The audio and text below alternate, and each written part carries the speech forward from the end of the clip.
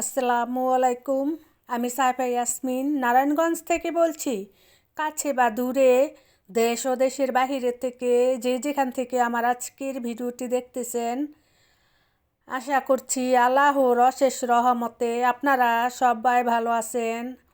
আলহামদুলিল্লাহ, আমরাও ভালো আছি। সাইফা ইয়াসমিন বিটি ব্লগ থেকে নতুন নতুন একটি ভিডিও নিয়ে হাজির হলাম আপনাদের মাঝে।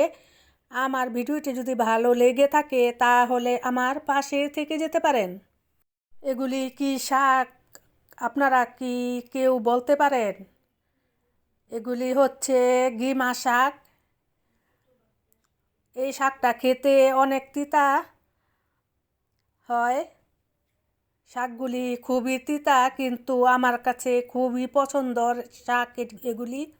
এই গিমা শাকটা আমি খুবই পছন্দ করি। তারপরে এখানে আমি আলু কুচি করে নিলাম।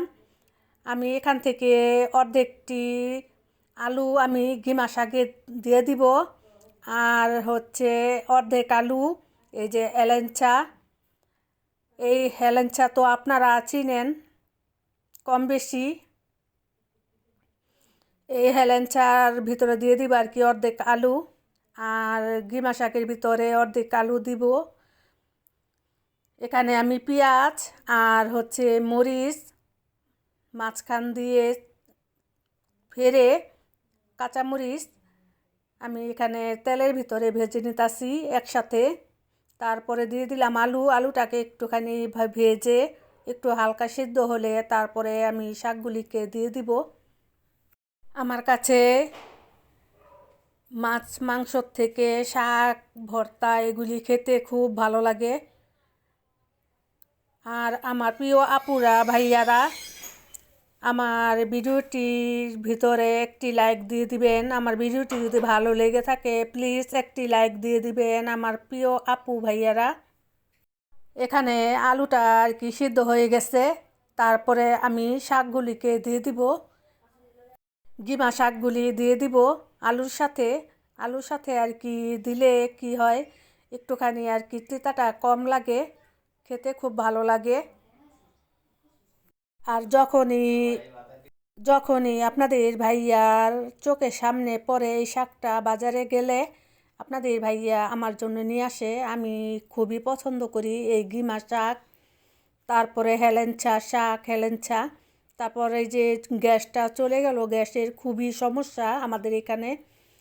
আমি আবার এই কারেন্টের চুলার ভিতরে আর কি দিয়ে দিলাম, কড়াই থেকে ঢেলে এই যে নন স্টিকের এই হাঁড়িটার ভিতরে দিয়ে দিলাম। দেখেন কতটুকু হয়েছে গিমা শাকটা হয়ে গেছে। এবার শাকটাকে আমি বেড়ে নিব। বেড়ে নিয়ে তারপর একে একে আমি সব আর কি রান্না করে নিব। আরও কী কী রান্না করি প্লিজ পাশে থাকবেন, দেখবেন। আর আমার ভিডিওটা না টেনে দেখবেন, স্কিপ না করে দেখবেন, অ্যাড সহ দেখবেন আমার প্রিয় আপুরা ভাইয়ারা। আমি কিন্তু খুবই ছোট ছোট ভিডিও দিয়ে থাকি। প্লিজ আপনারা আমার ভিডিওটা অ্যাড সহ দেখবেন। আর এই যে বেড়ে নিলাম। আর আমার প্রিয় আপুদের ভাইয়াদের ভিডিও যত বড়ই হোক না কেন, আমি মনোযোগ দিয়ে আমি আর কি দেখি, কমেন্ট ছোট করে করি, কিন্তু আমি আর কি ছেড়ে রেখে দেই, তারপরে ফুল ওয়াচ হয়ে যায় অ্যাড সহ। এখন আমি বেড়ে রেখে তারপরে যে হেলেঞ্চার ভিতরে যেই শাকটা থাকে ওই শাকটাও আমার কাছে খুব ভালো লাগে। আমার কাছে তিতা জাতীয় জিনিসটা খুব পছন্দ করি, আমার কাছে ভালো লাগে। আমি এই শাকটা কী দিয়ে রান্না করি দেখেন। তারপর এই যে আমি এই শাকটাকে আপনাদেরকে দেখাইতাছি, হেলেঞ্চা শাক। এটা কিন্তু হেঁচি শাক না, হেলেঞ্চা শাক। এই শাকটা খেলে খুব উপকার, শরীর ব্যথা আর কি চলে যায়। আর যাদের ডায়াবেটিস আছে তাদের জন্য তো আরও খুবই উপকার হেলেঞ্চা শাক। তারপরে গিমা শাক। আমার আলহামদুলিল্লাহ আল্লাহর রহমতে এখনও আর কি ডায়াবেটিস দেখা যায় নাই, বাকিটা বলতে পারি না। এখন আমি এই যে চিংড়ি মাছ আর পেঁয়াজ একসাথে ভেজে তারপরে আমি ওই হেলেঞ্চা শাকটা রান্না করে নিব। আর এই হেলেঞ্চা শাকটা চিংড়ি মাছ দিয়ে খুব মজা লাগে খেতে। প্লিজ একবার হইলেও আর কি আপনারা ট্রাই করবেন। আর এই চুলাতে আমি শুটকি আর পেঁয়াজ আমি ভেজে নিতাছি। আমি হেলেঞ্চার ওই ডোগাটা যেটা সেটা আমি রান্না করে নিব।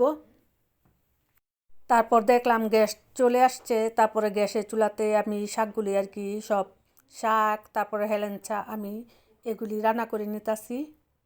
আর আমার প্রিয় আপুরা ভাইয়ারা, আপনাদের কাছে আমি অতি শীঘ্র আমি একটি ভিডিও নিয়ে আসব।